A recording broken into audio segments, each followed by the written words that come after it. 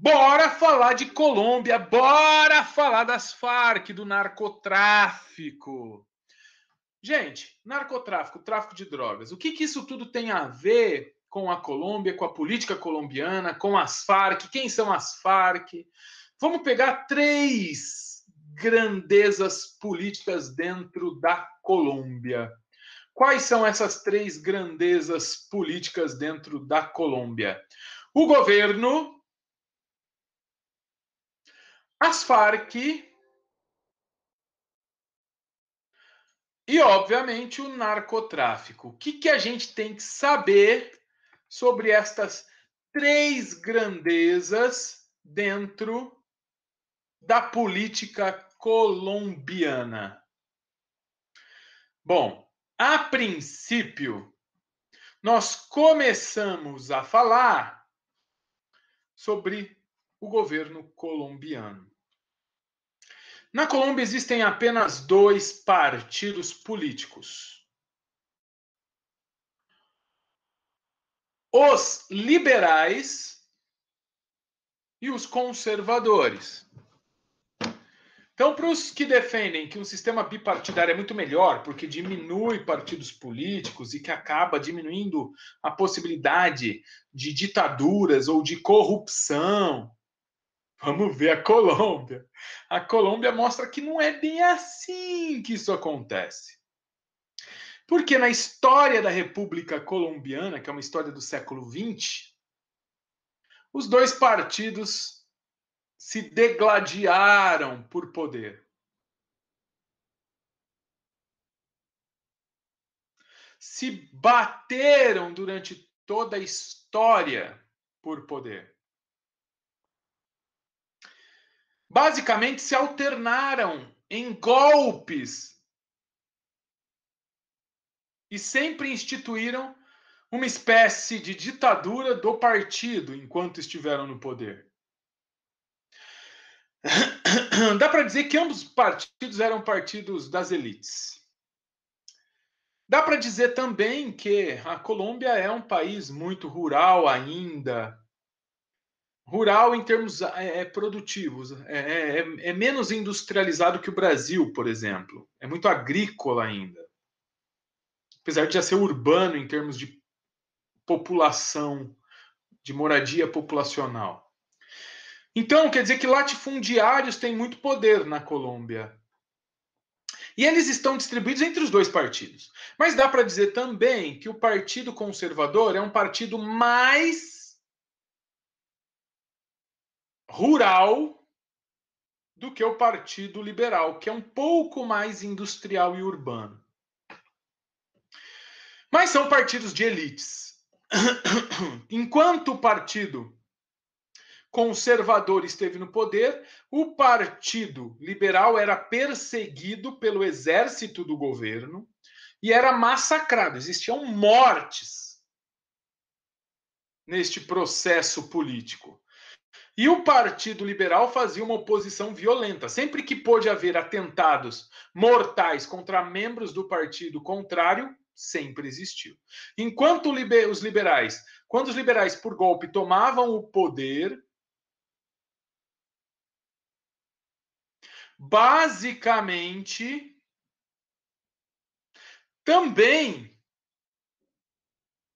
também existia golpe por parte dos conservadores e perseguição por parte do Exército Nacional, sob controle dos liberais, contra os conservadores. Então, era uma política muito instável, era uma política muito violenta, era uma política de confronto que sempre levava à instituição de governos totalitários. E foi assim durante toda a primeira metade do século XX. Mas vale dizer uma coisa aqui. Sempre quem foi governo usou a máquina do Estado a seu favor. Então, o Exército Nacional era o exército do partido. Porém, o partido oposição pagava por exército mercenário. Tinha um exército sempre armado e treinado a seu serviço. Por isso era uma guerra que beirava a guerra civil. Era uma guerra política violenta. Percebendo que era uma perda de tempo e energia, na segunda metade do século XX, os dois partidos sentaram e falaram: ei, por que a gente se mata? Por que a gente não reduz as diferenças e criamos um governo único, que una os dois partidos, em que a gente de fato se reveze no poder? Porque somos a elite. Enquanto a gente se mata, a gente se enfraquece e a gente corre riscos. Vale lembrar que estava se expandindo pelo planeta uma política socialista apoiada pelos soviéticos, era a Guerra Fria. Então, no início da segunda metade do século XX, há um acordo de cavalheiros entre o Partido Liberal e o Partido Conservador para garantir a perpetuação das elites no poder. E aí, aquele exército que era pago de forma mercenária para matar o inimigo foi dispensado, foi mandado embora. Era um exército formado normalmente por agricultores muito pobres que faziam treinamentos militares, pegavam em armas para ter um salário. Por isso que era um exército contratado, mercenário. E aí, obviamente, foram dispensados, mandados embora e passaram a viver com nada. Literalmente com nada.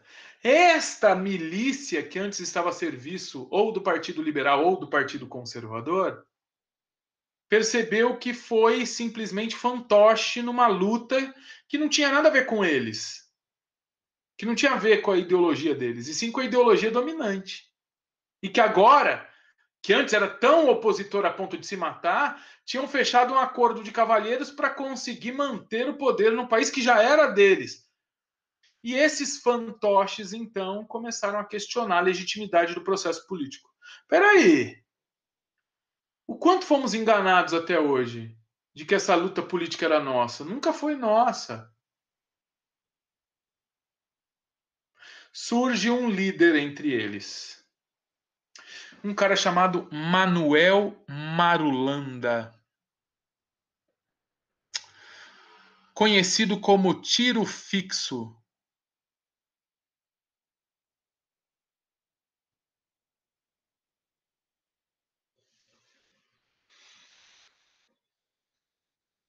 Olha como esse cara tinha uma pontaria boa. O apelido dele era o Tiro Fixo. Manuel Marulanda era um cara inteligentíssimo, articuladíssimo, um cara competentíssimo. Porém, assumiu a ideologia socialista. Queria fazer a reforma agrária, queria romper com o poder controlador das elites, queria redividir riqueza, queria criar uma democracia política para que os pobres e principalmente os pequenos agricultores pudessem chegar ao poder. Então ele começou a discursar entre os agricultores pequenos, entre os pobres e entre os guerrilheiros dispensados, e ele começou a movimentar dezenas, centenas, milhares de homens ao seu favor, junto com ele. Surge assim um movimento de esquerda armado que passaria a enfrentar agora os dois partidos, o conservador e o liberal. Passaria a enfrentar o governo corrupto e o governo oligárquico da Colômbia, o governo das elites. Esse grupo de pensamento de esquerda passou a se chamar de Forças Armadas Revolucionárias da Colômbia. E, como eu disse, impunham a bandeira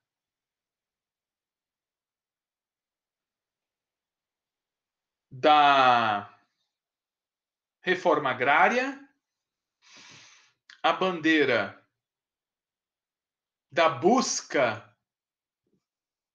por igualdade social, a bandeira da inserção econômica do povo nas decisões de dentro do país, empunhavam então a bandeira da ruptura com as elites. Ah, Paquito, isso quer dizer então que era um movimento de esquerda revolucionário. Não quer dizer que era um movimento bonzinho, movimento fofolete, um movimento gentil. Era um pessoal armado até os dentes que queria matar um povo aí. E esse povo aí eram as elites, controladores da riqueza no país. Então não dá para simplesmente achar que só tinha coisa. Você que é meio de esquerda, tal, você que é um esquerdopata, tá em voga essa utilização, né? Absurda. Mas você que é de esquerda, não adianta você fechar os olhos para as atrocidades das Farc. As Farc eram um grupo guerrilheiro, tá, meu povo? Não era um pessoal fofinho, não. É um pessoal pinta braba aí. E pegava em armas e tinha pensamentos, obviamente, democráticos em termos econômicos e políticos. Isso a gente também pode dizer, que eles não eram totalmente ruins e cruéis e absurdos. O que eles pediam tinha, muitas vezes, respaldo, lógica. Entretanto, pensa bem comigo, era um grupo guerrilheiro de esquerda que simplesmente surge num país das Américas no período da Guerra Fria. Os Estados Unidos iam ficar confortáveis com esse grupo de orientação socialista vivendo aqui na América? Tinha acabado de acontecer a Revolução Cubana. Estamos falando dos anos 60, 70.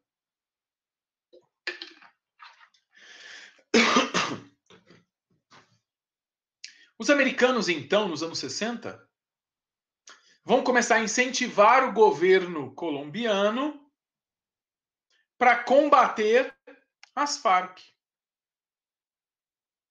Então, as elites que já precisavam por si só combater as Farc passaram a ter incentivos financeiros, apoio militar para combater as Farc. E qual era a melhor maneira de criar um argumento para a sociedade americana e mundial e para a sociedade burguesa colombiana para, de forma alguma, questionar as ações do governo contra as Farc, de forma alguma apoiar as Farc? Vincular as Farc com uma coisa horrível, uma coisa deprimente, deplorável, absurda: o tráfico de drogas, o narcotráfico.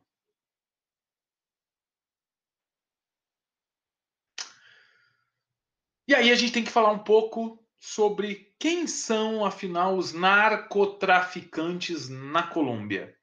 Produtores e vendedores de drogas mundo afora.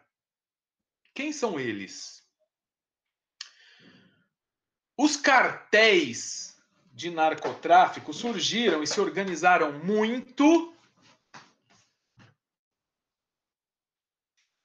nos anos 70. Final dos anos 60, início dos anos 70. E na Colômbia surgiram dois cartéis. o cartel de Medellín e o cartel de Cali.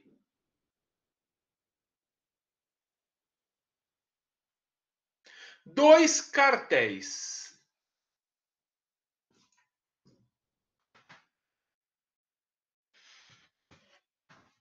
Concorrentes entre si e com muita força dentro da política do país. Como assim? Eles tinham controle sobre duas regiões do país, uma mais ao centro, uma mais ao norte. Eles tinham controle das duas regiões mais populosas. Eles ganhavam muito dinheiro produzindo drogas e distribuindo o mundo afora.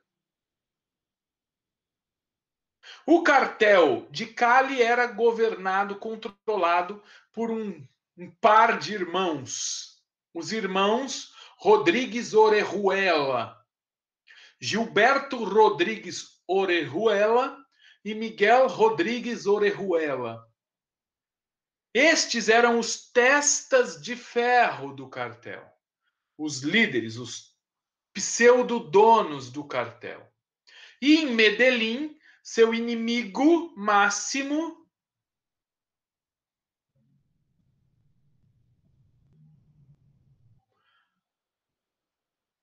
um cara chamado Pablo Escobar. Também testa de ferro do cartel de Medellín. Gente, por que eu digo testa de ferro? Porque não dá para ter certeza de que os cartéis eram de propriedade exclusiva, no caso de Medellín, do Pablo Escobar, e no caso de Cali, dos Rodrigues Orejuela. Orejuela, aliás. Não dá para falar é deles, eles são os caras todos poderosos. Por que não dá? Porque é só matar eles e herdar o cartel. Entretanto, o que dá para dizer é que estes caras são o rosto do cartel. Eles são os CEOs, os administradores do cartel. O cartel tem que ter um rosto. O cartel tem que ter um líder para impor força. Mas é bem possível e provável que existam donos por trás desses rostos. Como se fosse uma empresa com ações no mercado de ações, em que os donos não necessariamente administram o dia a dia no cartel. Os donos podem ser empresários riquíssimos, políticos poderosíssimos, personalidades do país que não querem se sujar e que são possivelmente donos, mas que põem no poder um rosto, uma cara. Que pode ser do Pablo Escobar, pode ser dos Rodrigues Orejuela. A verdade é uma só. Personificadamente, Pablo Escobar era o cartel de Medellín. Personificadamente, os Orejuela eram o cartel de Cali. E eram inimigos.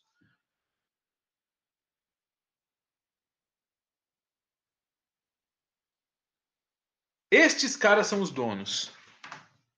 Para a mídia, para o mundo. Quem está por trás deles, não dá para saber até hoje. Mas fica uma pulguinha atrás da orelha. Interessante, né? Que um cara que resistiu ao limite, como Pablo Escobar, um cara extremamente forte em termos, vamos até dizer, políticos.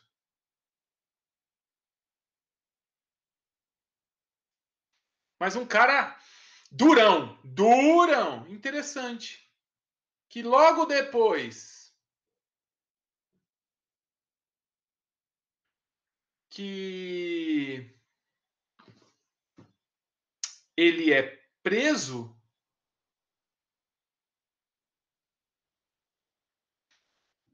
ele comete suicídio?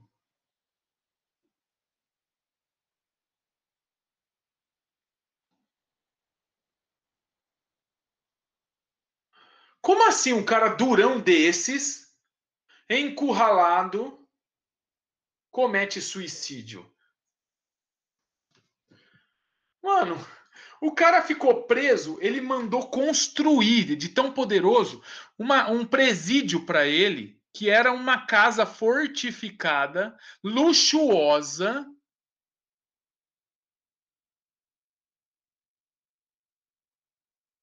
onde ele podia entrar e sair, ele mandava na polícia, ele mandava no sistema judiciário, ele continuava controlando o cartel de Medellín de lá de dentro. Aí ele se mata?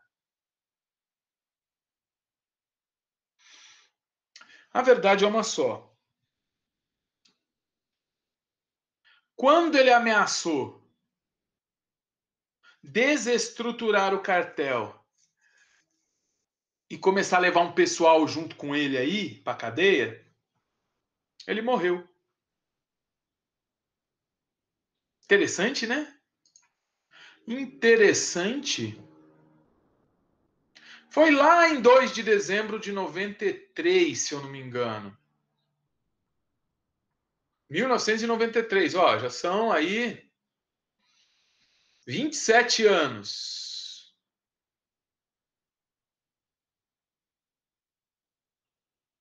E aí, ele comete suicídio?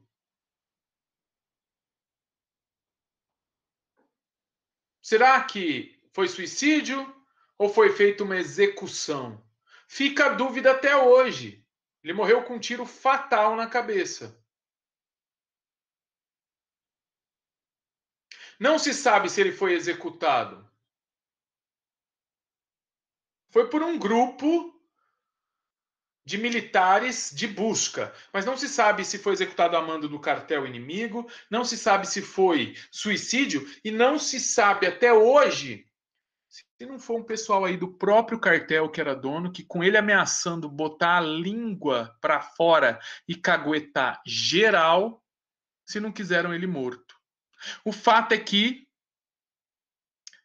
perceberam a partir do começo dos anos 90 que essa estrutura de um cartel de Medellín, uma pirâmide de controle sobre o tráfico de drogas na figura de uma pessoa, Pablo Escobar, e da pirâmide do cartel de Cali nas mãos de duas pessoas, os irmãos Rodrigues Arenguela. Essa estrutura não era muito fácil de se controlar, era muito visível. Era muito fácil de se enxergar. Então, chegou um momento nos anos 90 que foi necessário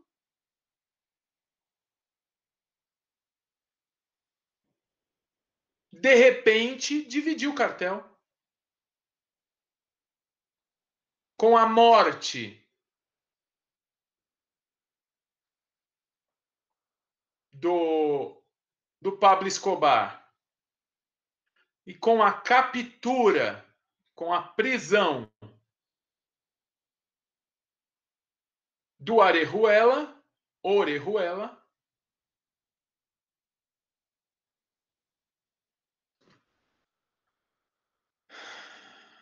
que hoje está preso nos Estados Unidos. Os Estados Unidos conseguiram prender, e até hoje tem o Gilberto Orejuela nos Estados Unidos, extraditado, junto com o irmão, que também foi extraditado para lá, o Miguel, presos até hoje. Basicamente, nós temos aí o desmantelamento dos cartéis que deveriam ter acabado com o narcotráfico global. Por quê? Porque eles eram controladores de 90% da produção mundial de cocaína e maconha.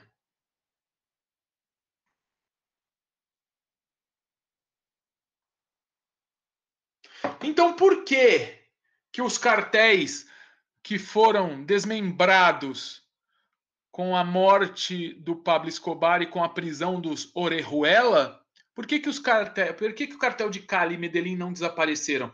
Eles se fragmentaram em centenas de cartéis regionais menores. Aquela estrutura piramidal grande que dava para ver de qualquer lugar do planeta, essa era uma estrutura hierarquizada que todo mundo conseguia enxergar e via uma empresa ilegal, mas funcionando, começou a se fragmentar em cartéis que foram pulverizados assim e que passaram a produzir ainda mais drogas do que antes.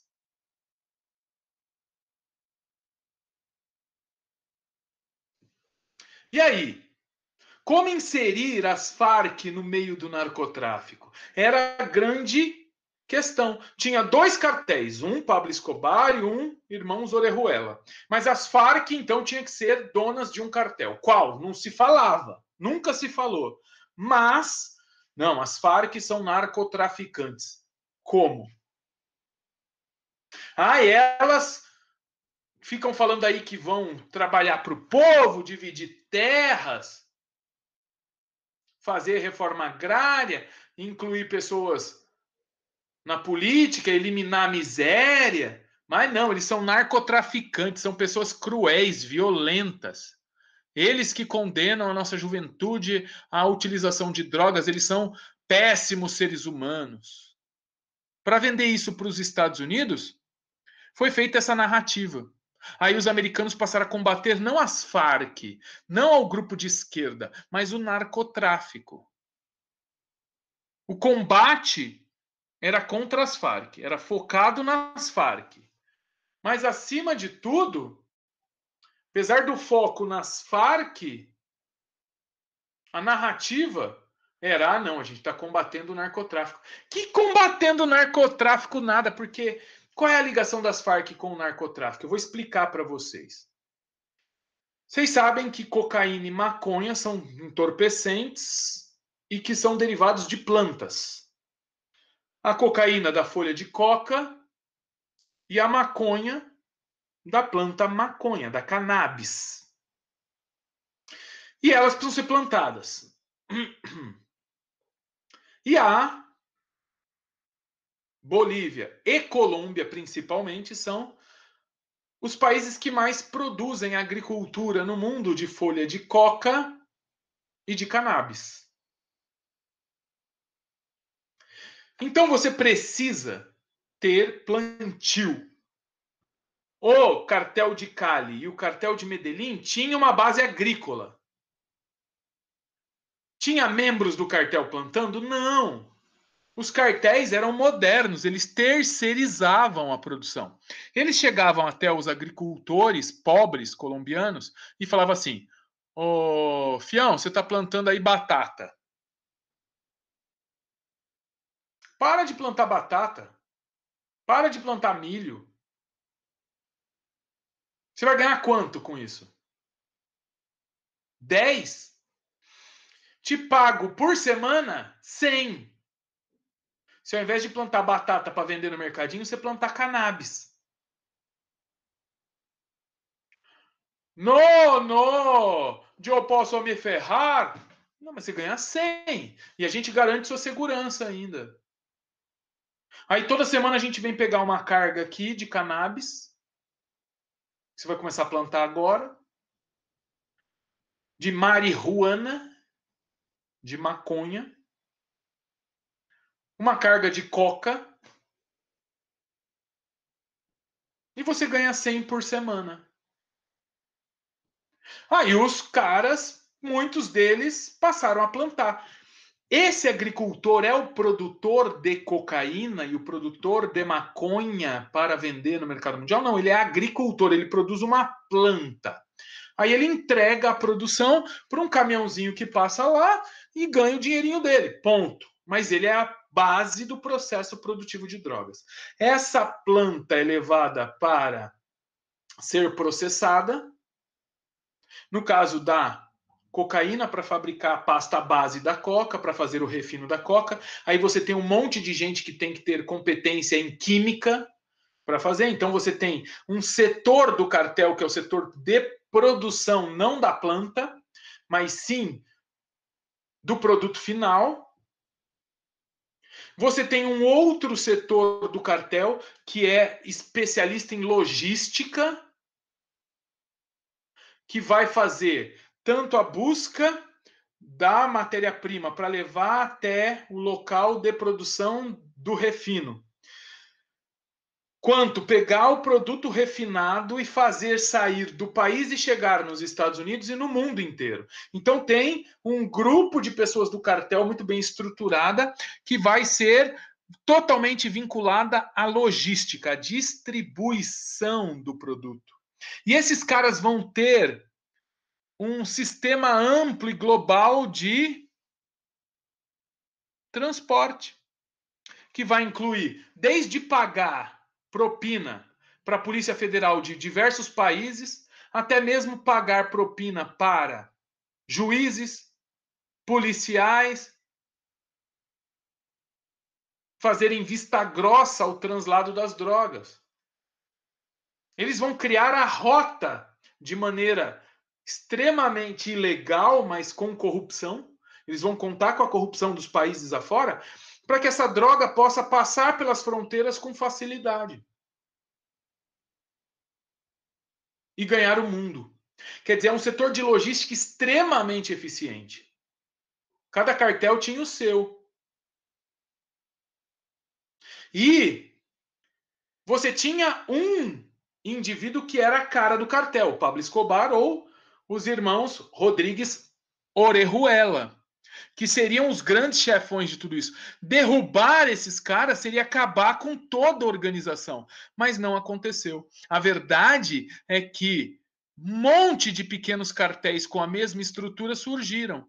Quer dizer que os donos reais do cartel viram que era muito lucrativo para abrir mão do processo produtivo.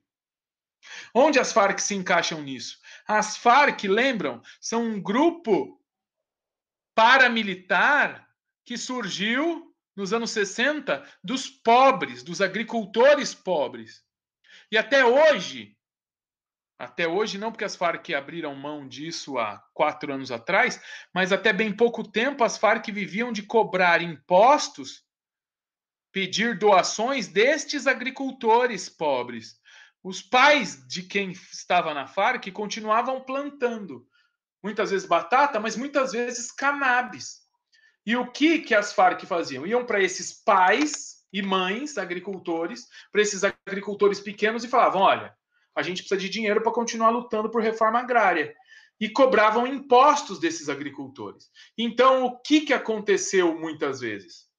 O dinheiro recebido pelos agricultores, a partir da produção de drogas para o cartel, muitas vezes parte desse dinheiro ia para alimentar as Farc, para comprar armas para as Farc. Daí o vínculo das Farc com os narcotraficantes. As Farc eram narcotraficantes? Então, eu não sou das Farc, eu não sou especialista, mas se um grupo de guerrilheiros no meio da floresta, sendo perseguido pelo exército nos últimos 40 anos, tinham a competência de produzir agricultura, produzir quimicamente a droga refinada e ainda distribuir para o mundo inteiro, meu Deus do céu, esses caras são muito, muito, muito eficientes. Muito.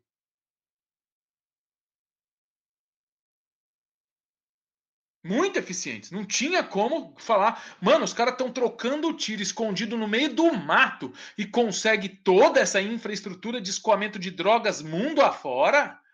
Conseguem criar uma rede de escoamento de drogas com compra de pessoas através de corrupção que chegaram a comprar, por exemplo, senadores da República do Brasil, deputados federais.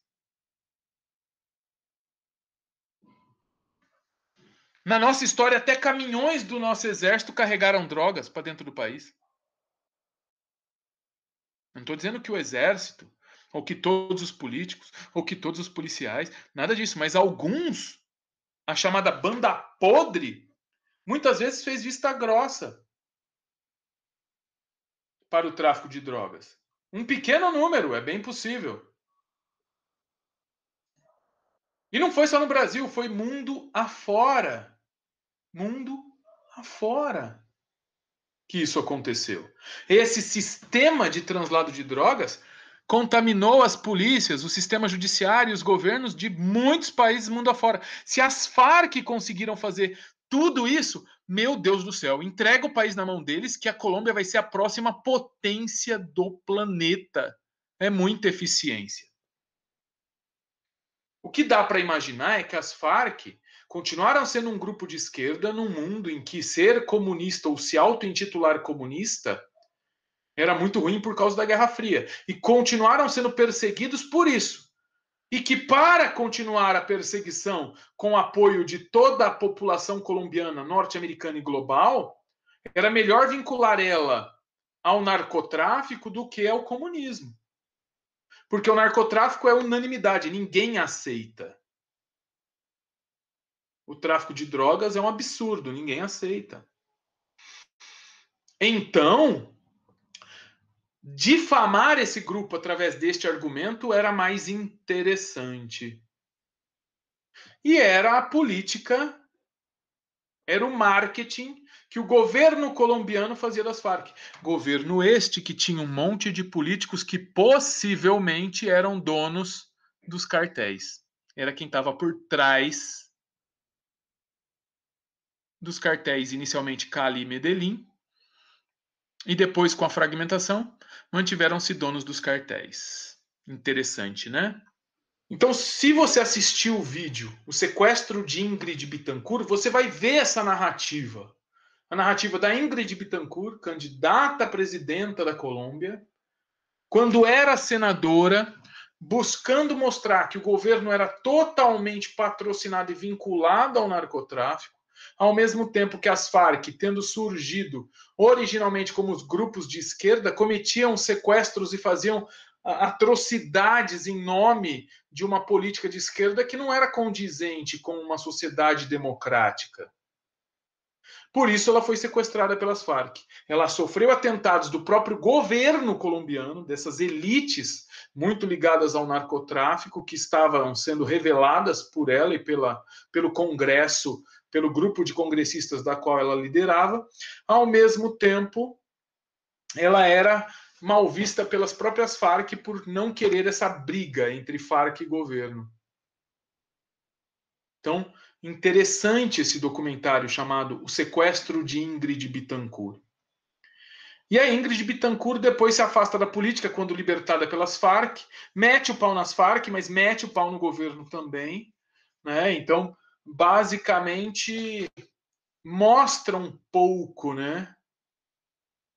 Mostra um pouco desta lógica, né? Desta ideia de controle que o governo tem, né, sobre o narcotráfico e vice-versa. Bom, a verdade é que essa narrativa é importante para convencer o povo americano de permitir que o seu governo mande armas para a Colômbia. Aí está a bandeira das Farc versus a bandeira oficial da Colômbia. A Colômbia, então, passou a ter, desde os anos 60, as Farc lutando contra o governo, um governo que possivelmente era narcotraficante, mas que, na verdade, não assumia isso. E nós tínhamos também outros grupos guerrilheiros dentro da Colômbia. Era um negócio muito complicado. Vejam, nós temos aí em amarelo os territórios das Farc, em amarelo mais vivo os territórios das Farc. Em laranja, o território de um grupo completamente contrário às Farc. Um grupo quase fascista, de extrema direita. O 300 da Colômbia. Só que pegaram em armas estes. Se chamavam Aliança para União Colombiana. E era um grupo de guerrilha que pegou em armas para matar membros das Farc. Mas tinha um terceiro grupo, de esquerda também, que não era parceiro das Farc, nem gostava muito das Farc, era uma outra esquerda. Que vocês veem pontilhadinhos de verde ali, o ELN, Exército de Libertação Nacional. Um grupo de esquerda, muito mais próximo da ideologia de outro grupo de esquerda doméstico, que é o Exército Zapatista de Libertação Nacional. Por isso, esse grupo de esquerda, menor que as Farc, atuava com o nome de Exército de Libertação Nacional. Muito vinculados pela integração da América Latina. O comandante era este cara que está aí no cantinho, Antônio Garcia. Mas foi fundado por um cara chamado Fábio Vázquez Castaño, em 65. Portanto, aí, uma década depois, praticamente, da formação das Farc, ou pelo menos 5 anos depois da formação das Farc. Então, a Colômbia tinha 2 grupos de esquerda lutando contra o governo, e não falavam entre si, não eram favoráveis entre si. Um grupo de extrema direita que lutava contra esses 2 grupos de esquerda.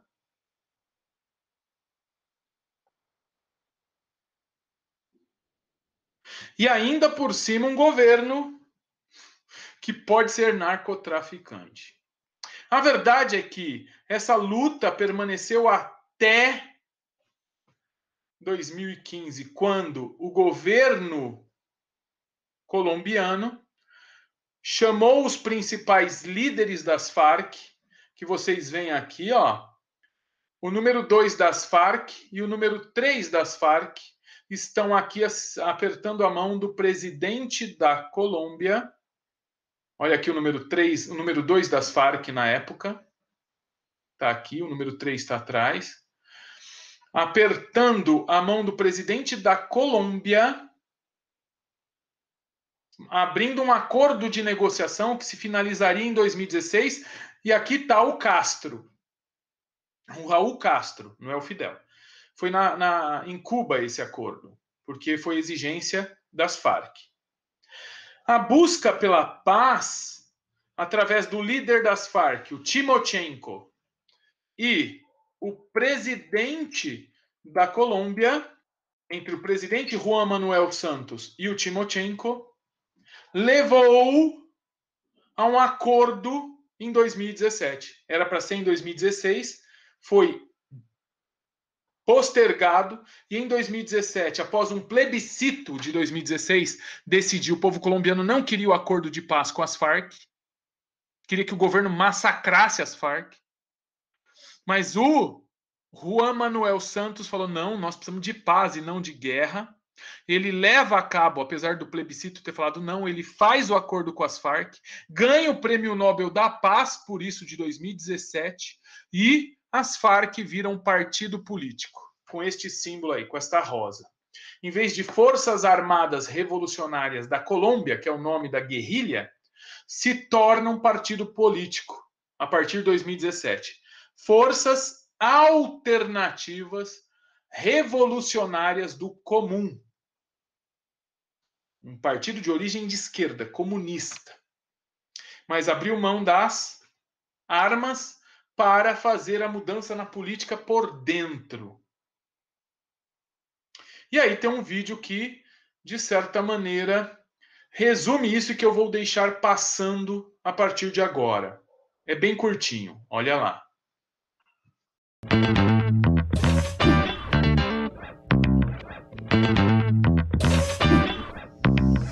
Sejam bem-vindos ao Nerdologia de História. Meu nome é Felipe Figueiredo, formado em História, colunista, podcaster, youtuber e professor. Vamos até a vizinha Colômbia entender o processo de paz. Plata, plomo ou play? Um plebiscito nacional ocorreu na Colômbia recentemente, que discutia a aprovação de um acordo de paz entre o governo do país e a guerrilha Forças Armadas Revolucionárias da Colômbia, conhecidas pelo acrônimo FARC. A maioria dos votos decidiu por não aprovar aquele acordo, e você certamente viu isso nas notícias. Para entender esse conflito que chamou a atenção até do Chuck Norris, vamos voltar um pouco no tempo. Para entendermos a atual sociedade colombiana, precisamos voltar à Guerra dos Mil Dias, que parece nome escrito pelo Tolkien, mas aconteceu entre 1899 e 1902.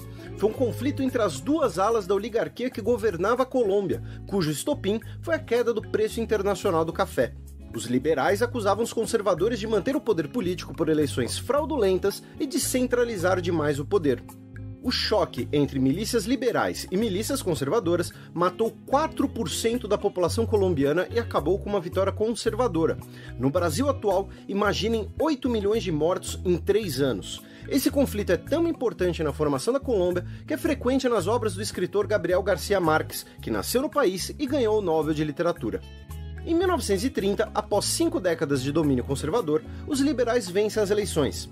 3 anos depois, um liberal radical chamado Jorge Eliezer Gaitán funda o movimento Unión Nacional de la Izquierda Revolucionária. Os liberais ficariam no poder até 1946, com a situação política continuando radicalizada. Após o retorno dos conservadores ao poder, Gaitán era o candidato liberal a presidente, quando foi assassinado em 1948. O assassinato, que até hoje é cercado de teorias e conspirações, foi o estopim para uma revolta popular chamada Bogotaço, que destruiu quase toda a capital da Colômbia e deixou milhares de mortos.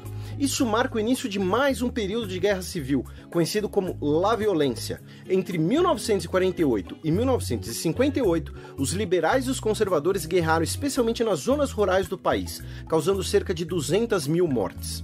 Por qual motivo eu citei que La Violência foi especialmente nas zonas rurais?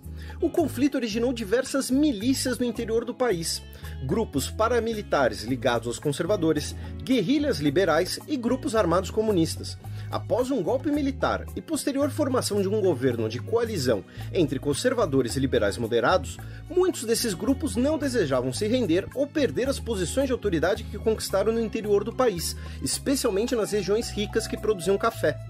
Com a Guerra Fria, o governo, apoiado pelos Estados Unidos e pelos grupos paramilitares, buscava reprimir os grupos de esquerda, que por sua vez começaram a se unir e tentar derrubar o governo. Um dos líderes desses grupos era o liberal Manuel Marulanda, conhecido como Tiro Fijo, bom de mira mais ou menos. Com La Violência, ele mudou suas visões ideológicas e fundou as Farc em 1964, considerada a data inicial da atual guerra civil na Colômbia, motivada por questões da Guerra Fria, além da história colombiana que acompanhamos até agora. As Farc, uma guerrilha armada de esquerda que buscava derrubar o governo, inspiraram diversas representações na ficção, como em Metal Gear Solid 4 e Battlefield Bad Company 2. Na década de 1970, um novo e lucrativo elemento entra nessa história: o tráfico de drogas controlado pelos grandes cartéis. Os mais conhecidos são o Cartel de Medellín, fundado por Pablo Escobar em 1972, e o Cartel de Cali, fundado pelos irmãos Rodríguez Orejuela em 1977. O Cartel de Cali foi considerado pelos Estados Unidos a mais poderosa organização criminosa da história, enquanto o de Medellín era o mais rico, com Pablo Escobar na lista dos homens mais ricos do mundo, mas tudo isso vocês sabem por causa do Wagner Moura. Temos desde então 4 grupos diferentes: o governo colombiano, os paramilitares da direita, as guerrilhas da esquerda e os narcos. Notaram os plurais? Nas guerrilhas tivemos outros grupos, como o Exército de Libertação Nacional, a ELN, e nos paras temos diversos grupos, como a Autodefesa Unida da Colômbia e os MAS. Além disso, apoios e financiamentos externos por razões políticas, com os Estados Unidos e o Brasil apoiando o governo, e Cuba e depois a Venezuela apoiando as guerrilhas. E quem é inimigo de quem? Depende do momento. Tanto grupos paramilitares como as guerrilhas já se aliaram com os narcos, assim como explora o tráfico de drogas como meio de financiar sua luta política. O governo já se aliou com os paras e com os narcos, assim como também luta contra eles. As guerrilhas já negociaram tréguas com os paras, focando a luta política contra o governo para benefício do lucrativo tráfico de drogas. Essas relações são exploradas no jogo Ghost Recon Jungle Storm, em que narcos, guerrilhas e o governo estão envolvidos. Já no filmaço Senhor das Armas, podemos ver a importância das drogas como uma forma de comprar armamento. No filme estrelando Arnold Schwarzenegger, Efeito Colateral, temos também a relação entre o governo e os paras. Esse cenário vai além de ideologias políticas ou de mocinhos e bandidos. Estamos falando de muita grana envolvida. Durante muito tempo, um político colombiano não era eleito sem apoio dos narcos. O exército colombiano tinha menos poder que os paras, então apoiava esses grupos nas lutas contra as guerrilhas, que dominavam as zonas rurais. Para chantagear o governo e a sociedade, as guerrilhas realizavam incursões e atentados nas cidades, além de sequestrar políticos. O início do século XXI foi extremamente sangrento na Colômbia, com violações de direitos humanos por todos os envolvidos. Assassinatos políticos, sequestros e atentados à bomba foram rotina na sociedade colombiana por décadas. Nos 8 meses que antecederam as eleições presidenciais de 1990, 3 candidatos foram assassinados, um pelos narcos e 2 pelos paras. Em Hitman, Codename 47, por exemplo, uma de suas missões é o assassinato de um chefão colombiano. Após 50 anos de guerra, mais de 200 mil mortos e 5 milhões de refugiados e deslocados internos, no final da década de 2000, iniciou-se a desmobilização dos grupos paramilitares. Posteriormente, o governo colombiano e as Farc iniciaram um processo de paz. Após um acordo assinado com um balígrafo, trocadilho na língua espanhola entre bala e caneta, ele foi submetido ao voto popular. Cerca de 40% dos eleitores foram para as urnas, com a zona rural mais afetada pelo conflito, votando pelo acordo de paz. A maioria do voto, entretanto, rejeitou o acordo, especialmente por causa de pontos sensíveis, como a anistia para parte dos guerrilheiros. Com isso, as negociações continuam, junto com o cessar-fogo. Esse é um assunto muito sensível na sociedade colombiana, iniciado há um século atrás. Além disso, seria impossível cobrir todos os pontos dessa história em apenas um episódio, como o tema do petróleo, por exemplo. Como sempre, muitas fontes e sugestões estão na descrição do vídeo. Não se esqueçam de curtir e compartilhar o vídeo. Assinem nosso canal para saberem mais sobre futuras séries que se passam na Colômbia e até a próxima. E a gente viu que elas culminaram em 2017 com um acordo de paz firmado, e hoje as Farc não existem mais enquanto grupo paramilitar, e sim como partido político. A gente fica por aqui, maravilha? Então, bora para o próximo vídeo falando de Cuba, beleza? Falamos de Cuba na próxima vez que nos encontrarmos aqui. Um grande beijo a todos vocês e até mais!